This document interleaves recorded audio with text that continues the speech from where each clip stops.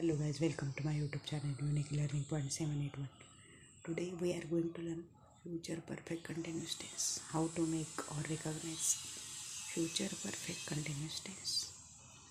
चालू पूर्ण भविष्यकाळ कसा ओळखायचा किंवा कसा तयार करायचा किंवा त्याचे वाक्य कसे तयार करायचे हे आज आपण शिकूया. So let start. To take shall have been after I or we and will have been after any other subject, then take ing form of the main verb after it.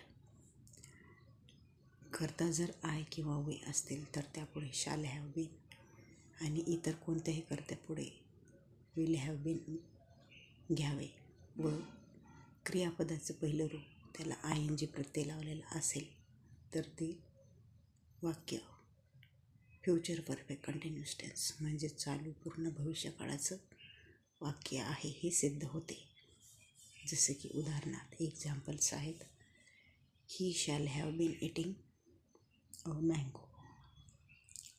I shall have been making earthen pots. तो आंबा खात आलेला असेल किंवा मी मातीची भांडी बनवत आलेली असेल. Negative sentences. To form the negative of the above sentences, shall or will should be followed by it. Negative sentence जर बनवायचे असतील तर त्यासाठी काय करावं लागेल?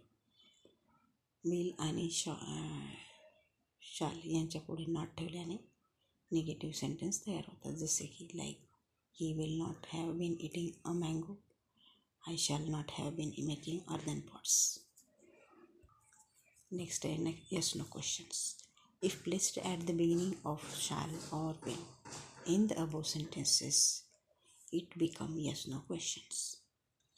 Yes no questions साठी काय करावं लागेल तर will आणि shall हे वाक्याच्या आरंभी घ्यावे. त्यामुळे काय होतात की yes no questions तयार होतात. जसे की like shall I have not been eating mango. Will he have not been making an